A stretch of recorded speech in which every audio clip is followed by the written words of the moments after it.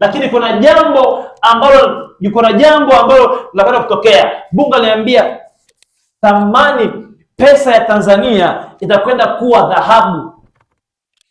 Hii sio fedha ya Tanzania, shilingi ya Tanzania nimeona ikiwa shilingi ya dhahabu. Nikaona hadi zile noti katika ulimwengu roho zimegeuka na kuwa dhahabu. Bwana akaniambia atakwenda kuipandisha dhahabu ya Tanzania, na atapokuwa akiipandisha dhahabu ya Tanzania, hata fedha yake ya nchi hii itapanda. Maana yake nimeona dhahabu ya Tanzania ikipanda na watu wakiipenda ile dhahabu. Biblia inasema kwenye kitabu cha Mwanzo sijui ngapi, dhahabu ya nchi ile ilikuwa nzuri, rakapaladaska. Nimeona malaika katika ulimwengu wa roho wakienda kwenye machimbo ya dhahabu, na ghafla dhahabu ya nchi ikawa nzuri, na ghafla fedha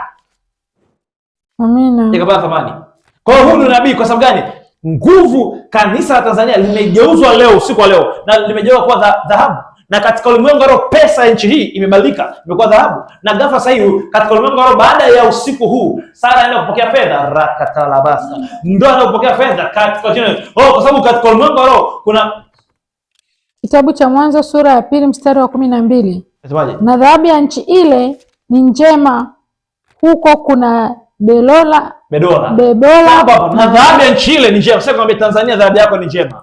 Na Mungu ameniambia mwaka huu kuna malaika ambaye ameshuka kwenye machimbo ya dhahabu ya nchi. Na Mungu ameniambia huyu malaika ameigeuza dhahabu ya nchi imekuwa njema. Na sio tu dhahabu ya nchi, na fedha ya nchi. Wakati mwaka huu fedha ya nchi zingine zikishuka, niliona dola ikiteremka sana. Niliona dola ikiwa zero, lakini Bwana akaniambia hivi, niambie Marekani waanze kuweka dhahabu. Na nikaona katika ulimwengu wa roho Marekani wakija Tanzania kuchukua dhahabu katika ulimwengu wa roho, na ghafla Roho Mtakatifu akaniambia ombea dhahabu ya nchi yako, sababu katika ulimwengu wa roho thamani yake itapanda, na thamani yake itapanda, hiyo pesa inaongezeka thamani, kwa sababu kuna watu wengine pesa yao inashuka thamani. Katika ulimwengu wa roho unapoona pesa sio pesa, ni dhahabu.